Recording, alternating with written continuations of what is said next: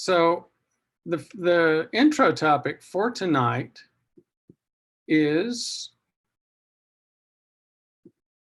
peripheral artery disease, DIY or do-it-yourself peripheral artery disease. Now, what are we talking about when we're talking about artery disease? We're talking about plaque in the arteries. And plaque in the arteries can do a couple of things. Number one, it can slow down the blood flow by decreasing blood pressure. Number two, it can actually increase blood pressure by if it calcifies the artery wall and makes it like a hard pipe. So the knowing whether plaque is in your arteries is obviously very important. And pardon me, you've heard this before, but why is knowledge of plaque important? Well, plaque is the number one cause of heart attack, stroke, blindness, kidney disease, people going on kidney machines, and erectile dysfunction, which is obviously a quality of life issue. Now, we know that the number one cause of plaque is insulin resistance or prediabetes. This is a video that I did, about 6 months ago. Is your doc missing your vascular disease? Basically what this shows, it's some companies I've consulted with and worked with. It's companies working in Medicare Advantage. And one of the things that you find among docs that just come into that kind of program, they're not used to looking for vascular disease. So the bottom line was, even though the true prevalence, the true portion of people that had vascular disease once they hit Medicare age was over 2/3, you had like 10%, 5% of docs actually recording it. Now, that doesn't mean that the docs are that dumb. That would be a totally inappropriate or incorrect interpretation. Docs know that most people have this disease. What they don't know getting started is that in a non-Medicare Advantage world, it doesn't do you much good to document disease, plaque in artery walls. Well, that's in an insurance world. And of course it does. And insurance is, unless it's Medicare Advantage, it's not going to pay the doc for doing that. But here's where insurance twists the medical system around. So docs don't look for it, they don't document it. And that's exactly what you see on that video and in the chart behind me. What happens is that we forget the patient. If you're a patient and you find out you've got plaque in your arteries, that's a big deal. And the patient is clearly the master of their own internal universe. What the patient does in terms of lifestyle is critical. So we've done several videos in terms of, okay, if I'm a patient and I want to know whether I have plaque, how do I do it? There's actually an easy and simple DIY, do it yourself, and it's called Ankle Brachial Index. I think Bart Robinson may have mentioned this when I saw if it was you, Bart, when I saw your comment a few days ago, I said, why didn't he refer to the video? And then I thought, well, the video is not published yet. And then I thought, maybe the video wasn't even recorded yet, and it's not. So here's some of the slides coming out of the ABI, Ankle Brachial Index. The ankle brachial index is based on that original statement that I covered a few minutes ago. Plaque in artery walls can either decrease or increase your blood pressure. So normally the blood pressure in the ankle is anywhere between 0.9 and 1.2. Usually it's a little bit higher than the blood pressure in the arm, just above the elbow, and that's called the brachium. So if you get blood pressure in these two areas and compare it, it can help you understand yourself. Cheap, easy method. All you have to do is buy an Omron. You can get these anywhere from $35 to $50 on Amazon. And that's a picture of me holding mine right there. So I'm going to, the brief video tonight's going to show you how to do a do-it-yourself plaque detection using Omron ankle brachial index. Step 1, get an automated blood pressure cuff. You may need to get a larger cuff for your ankle, or if you have unusually large biceps and arms, you may need to get a larger cuff for that. As we mentioned, usually the blood pressure at the ankle is slightly higher than the blood pressure above the elbow. Higher ankle pressures can mean vessel hardening from peripheral vascular disease. That's what PVD means. Lower ankle pressures can mean vessel blockage. So here is a typical, let me move this out of the way. You may not even be seeing it. Here's a typical ABP I value and the interpretation. So if you place the ankle brachial, the ankle blood pressure over the arm blood pressure, and you get 1.3 or above, that's abnormal. And the interpretation should be, well, maybe we've got calcification and vessel hardening.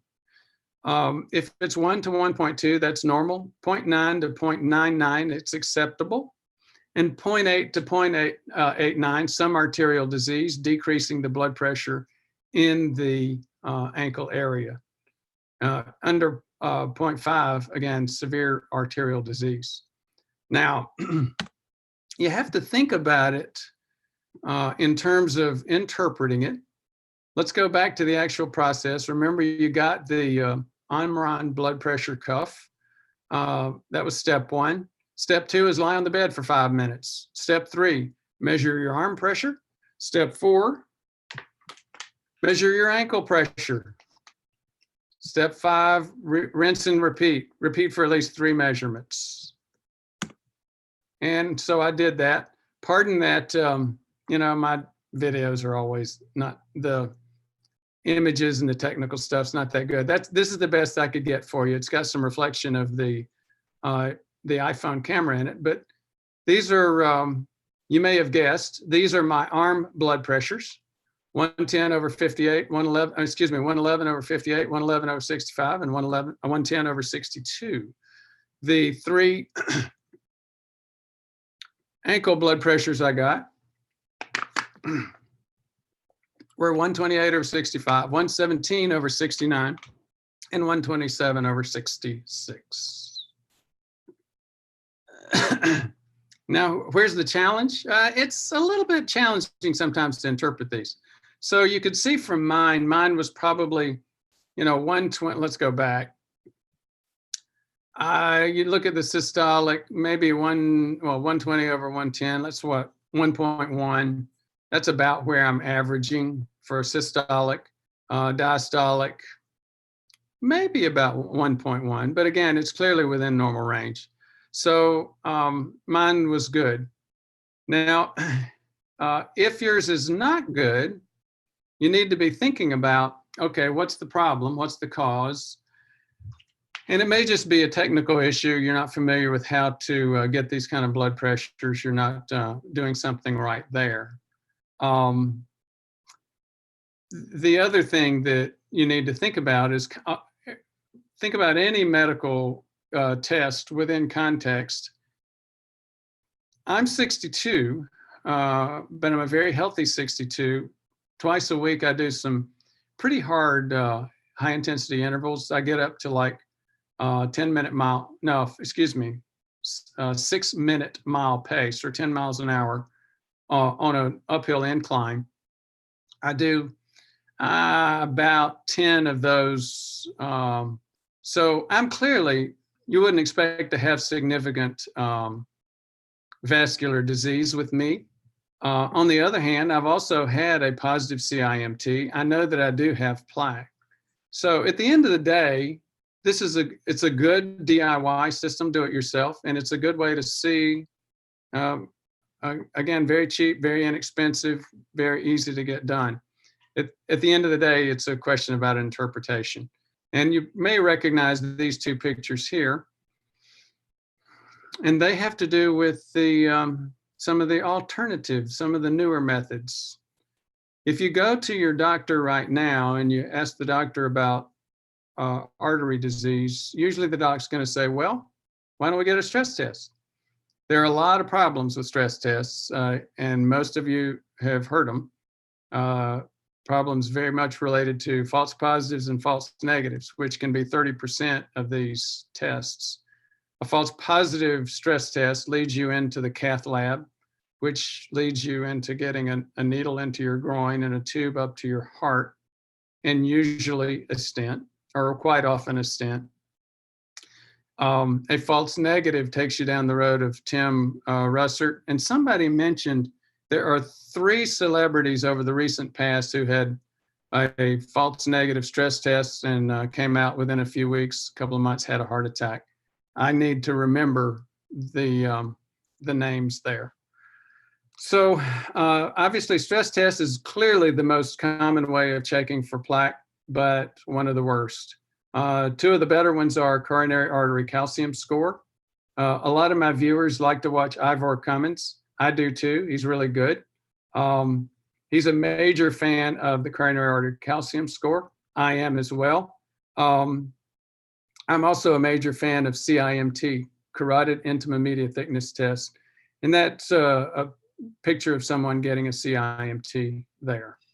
So that's the basics of that presentation. And I'm going to go back out, and hopefully I haven't blown something up in terms of the presentation, and hopefully we're actually still live. I'll go in and take a look at some of the comments now. Johanna Cuss, I can hear you. Good morning. Good morning, Johanna. Bart, video and audio perfect so far. Bart, I hope that was you. Please confirm if it was, regarding the comment and the discussion of ABI in there. Sandy Moonstone, I need a thyroid transplant. Oh dear, I'm blocked again. Doc is looking. Thank you, Sandy Moonstone. Simra Basivan, I have a vascular retinal occlusion. Every 6 or 8 weeks, I have a Vastine injection. That's a challenge. Thank you for sharing that. And again, for those of you, so part of the contribution that you can make there, Simra, is sharing with people that, you know, this is ugly stuff. You start getting problems with occlusion of your arteries, and you know, you can end up in a lot of bad places. One of them is what you're doing, getting Avastin injections on a regular basis. Steve Mitchum, should the cuff be so tight that it feels like a tourniquet? No, it shouldn't. It will get tight and feel a little bit like a tourniquet up when you are at a pressure level within the cuff that's higher than the blood pressure. That's when the sensor starts detecting some turbulence. In other words, blood starting to go. Here's the way the blood pressure works. Once you get the pressure in the cuff higher than the pressure in your artery, then it stops flowing. As you start getting down to a lower level, you start to get some trickle of blood through there. You hear that first blood pressure sound, and that's your systolic or your highest level of blood pressure. Then as you get lower and lower, you start you lose any you lose that turbulence associated with having some pressure on that artery. So that's your lower number. That's why we talk about systolic and diastolic blood pressures. Hope that helped. Okay, so Surma Basivan, is that like macular degeneration? Yes, there's a significant overlap between macular degeneration, some of the problems that we're talking about here in terms of arterial disease, wet macular degeneration, dry, you know, I'm getting out of my field when I get deeper into wet and dry macular degeneration, but there is some connection there. Sean, we just covered that. Ken Patu, does it matter which arm is measured and which leg? No, it does not. Rob T07, hi doc, thanks for the info. How long are your 10-mile-per-hour intervals and at what incline? Well, I do just 1 minute intervals. If you're a marathoner, marathoners talk about doing like 5-minute intervals. That's not really the greatest, because if you can maintain an interval up to about 5 minutes, then you're in a position of you're not really at highest level of intensity. What you want to do, if you can get to a 5-minute intense part of an interval, you need to back that up to a minute or less and go at an intensity level that you can only maintain for a minute or less. Professional level competitive cyclists, many of them have used a 40 1-second interval pattern. So 40 seconds at maximum intensity, followed by 1 minute at the lower level of intensity. Now you say, well, I'm not a competitive level cyclist. I can't do high intensity intervals. Not true. If you can walk, you can do high intensity intervals. You can do it by going up an incline. You can do it by carrying some weights. The most common thing for folks that are just more at a walking level is to find an incline or a hill or even stairs that they can go up. And what level, I don't know what percentage. I used to have access to some treadmills that showed me exactly what incline it was, and you'd get up to like 20-25%.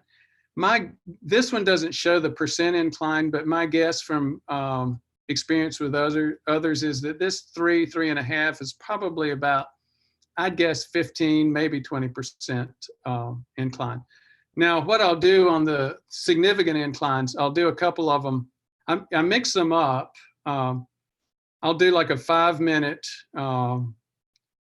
moderate interval at like 8.5 pace and a 1/2 to 1 level incline. Then I'll do about 10 of the 1 minute, 10 miles per hour in intervals, and then I'll do a couple of 1.5 to 2 minute intervals up around 3.5, but back down to about 8.5 miles per hour. Bart Robinson, no doc, I didn't ask about that. However, a little off topic. Please comment on Cleveland Labs discontinuing the inflammation. Oh, Bart, I'm glad you mentioned, yes. Let me go back and just make an apology.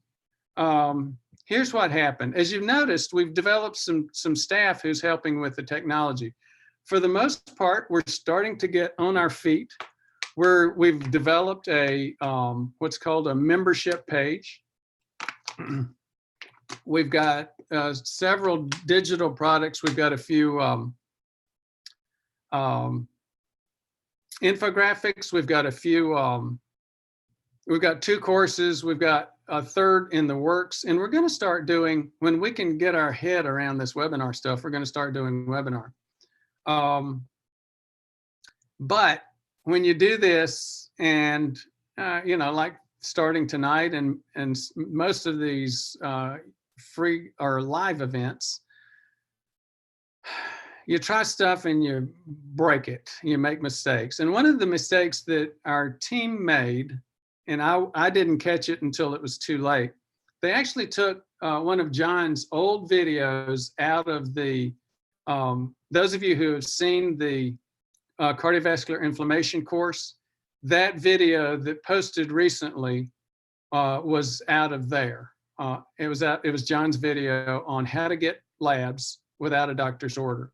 Now, you can still get labs without a doctor's order. That process is actually continued. One of the few states in the country that did not allow that up until recently was the state of Tennessee. Tennessee is changing on that and starting to allow patients to order and request and pay for their own labs. So anyhow, there's development in that space. I plan to remake that video and update it. But here's another thing that I'm planning to do. And Bart, it was like a shill in the audience. I'm going to go back and show you what we're planning to do to help in this space. If I can get my tech act together here.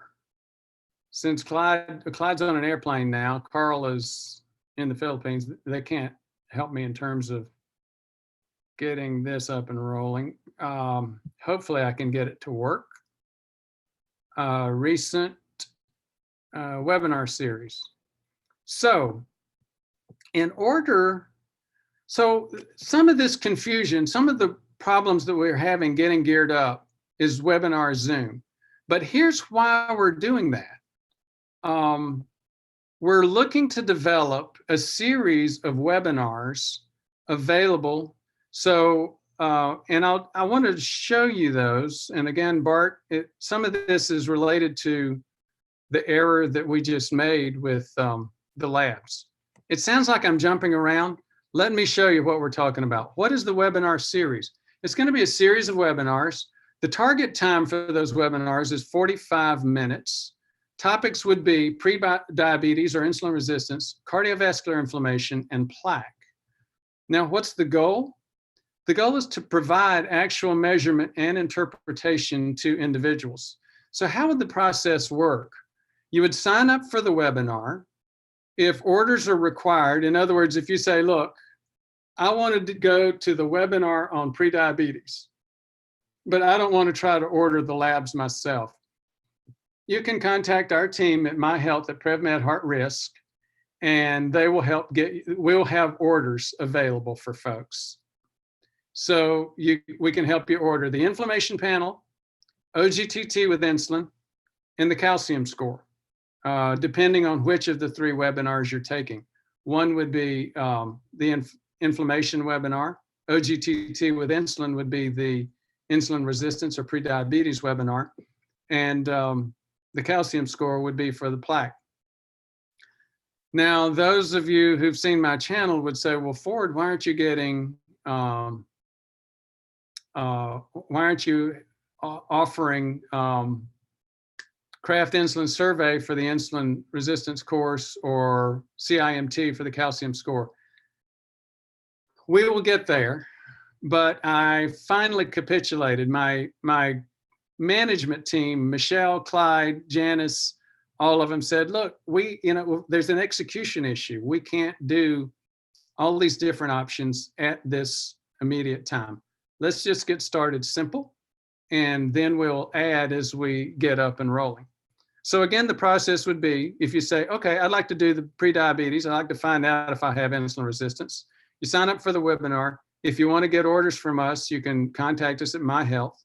You go get the OGTT with insulin, very, very good test, and then you attend the webinar. So what are some questions about it? What time and dates? We're looking that up right now. It's to be decided. The information that we're finding out is that webinars are mostly, the most popular time would be Tuesday at 10 or 11. So we'll probably start during that time period. We very well may move it around. So for example, folks like Loretta Dillingham is not Melbourne, Sydney, in Australia. Folks like that we may have some challenges in terms of figuring out the best time, but if these webinar processes work and allow you as an individual to get your labs and go through a seminars experience with us and have your labs in front of you, talk about those lab results, and listen to it in the webinar format, and then do some interaction during the webinar. That's the goal. Price is to be decided. We're planning on doing the first 10 for free, at least for the webinar component for pilots. So we'd love for you to let us know if you're interested. If we can get that up and rolling successfully, will we be looking at other topics? Yeah, of course. We look at things like atrial fib, things that ways to help you learn about what you've got going on in terms of your body. Now, then you start to ask the question, is this actually practicing medicine? Giving the webinars, no, is not practicing medicine. It's basically providing information. Now, if you do sign up to get orders from us, and we'll also plan to have some options to get individual reports back if we're getting orders with you, then that starts looking a lot like practicing medicine. And obviously, I'm not afraid of doing that. I do that for folks all over the world. I've got some patients in New Zealand, some patients in Australia, patients in Brazil, and patients in most of the states of the country. In terms of licensing, we set that up to where that's totally legal. Patients outside have visited us for the most part. Within the United States, I have current licenses in 40-something states, so that one's usually a fairly easy putt. Now, how will we schedule and notify for those webinars? The same way we do with others.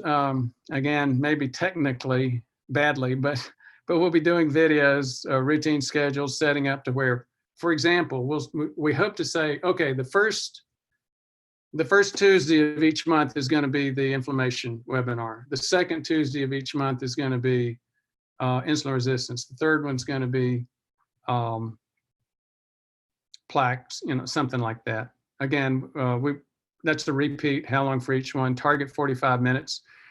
And, there's a lot of options there. We may say, it may become more of a popular thing to say, look, let's get all three of these, put those together and have a 3 or 4 hour webinar.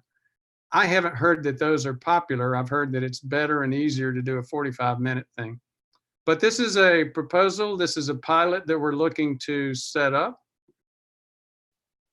And you know what? I think I just presented all of that. Oh, gosh. I am not sure. Another technical problem. Is any, at this point, I don't know if anybody's still there. Can you see or hear me now?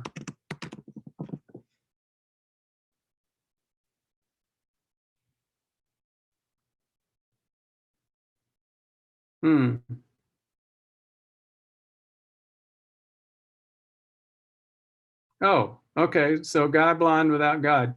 Let me just go back. And I hate to do this because I just went through it.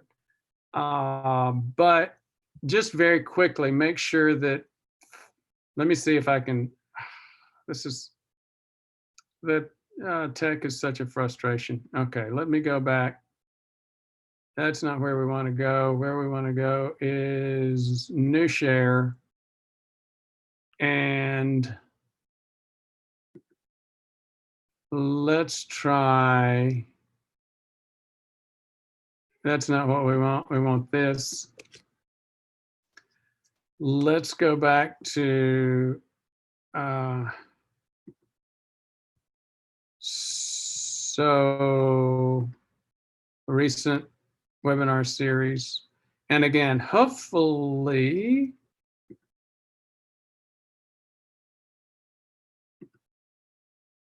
that, again, my apologies, guys. I was headed down the road. I gave this whole presentation on webinar series. I did have some slides that were supporting what I was telling you, but unfortunately, I had the share on the wrong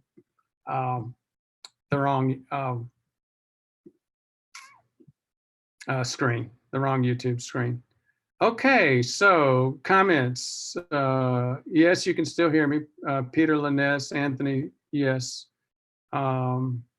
Yes, I can hear you. Yes, still watching, yes, very clearly. Anybody got any questions, any concerns, any suggestions about the webinar series, about anything else?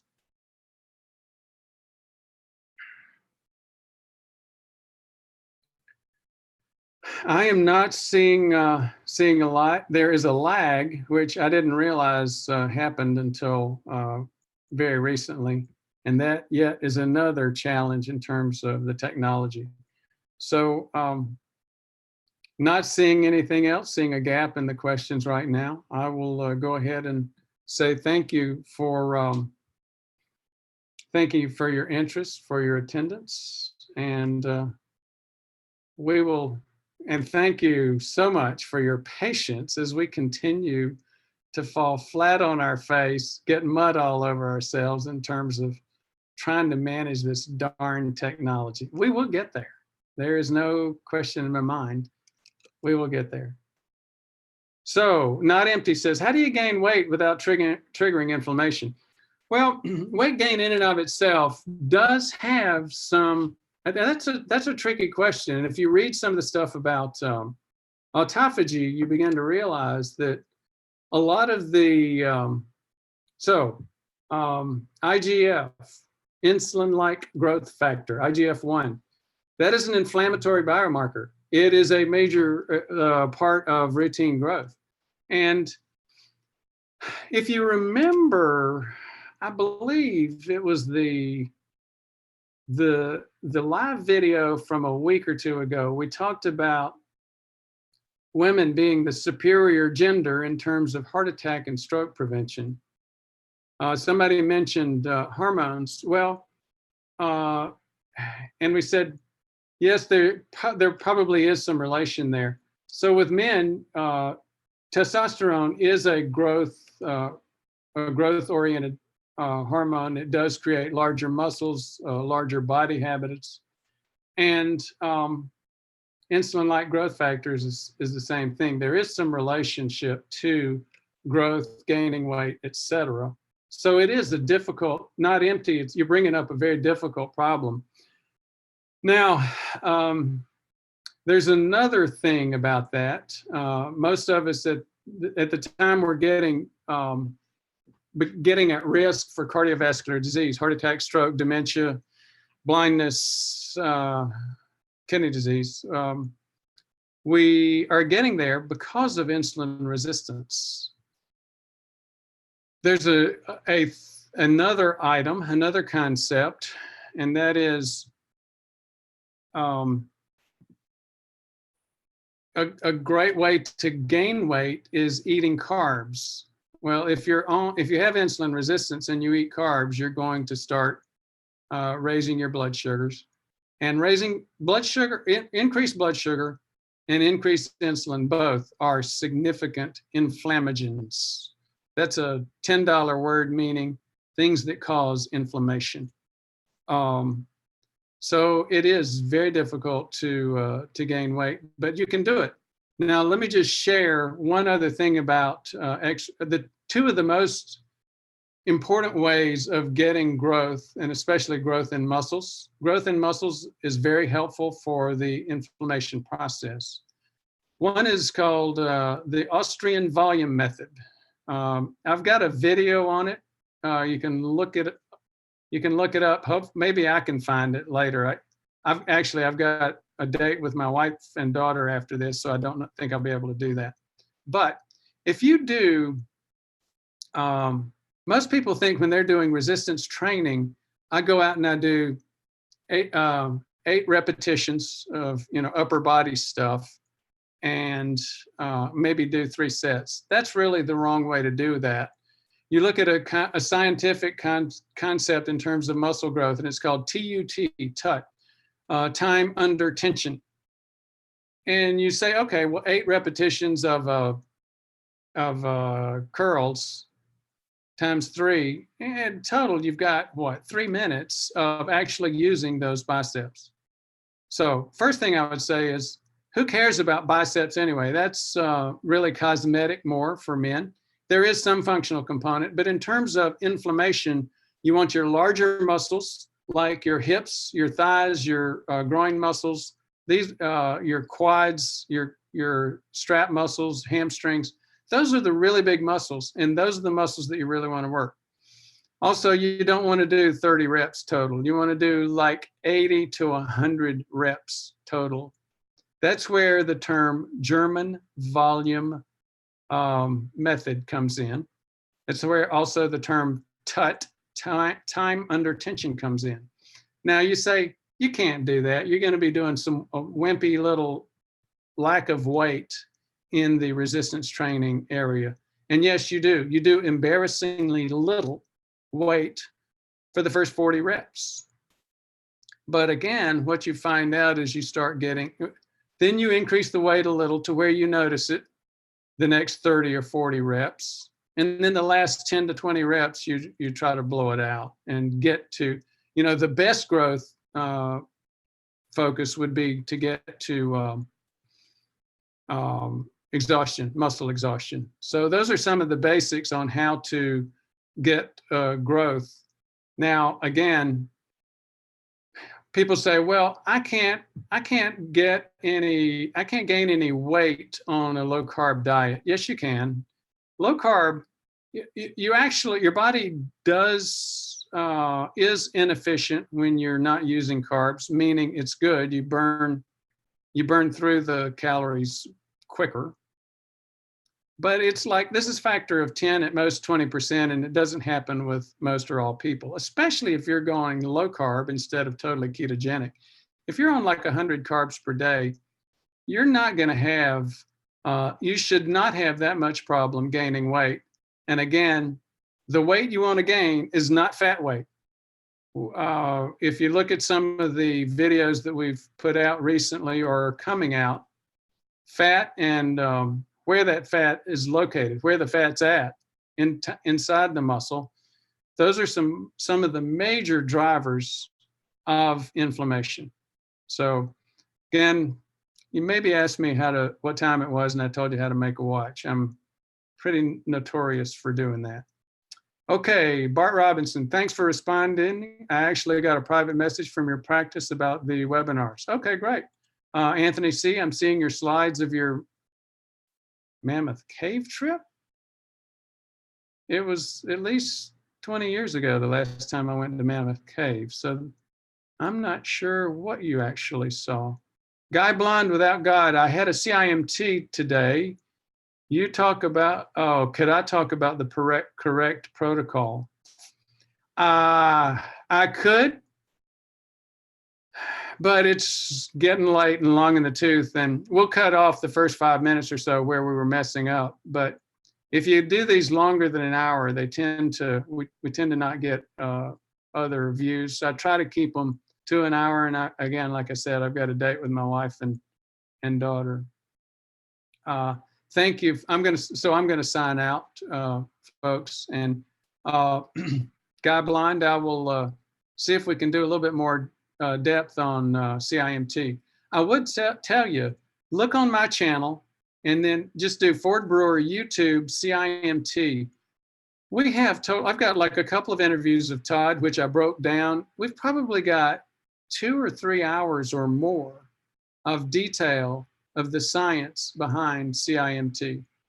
And when we do as we get geared up on the Plaque webinars, we'll start having some detail in that as well. Thank you very much for your interest, guys and gals. And let me see if I can figure out how to turn this off.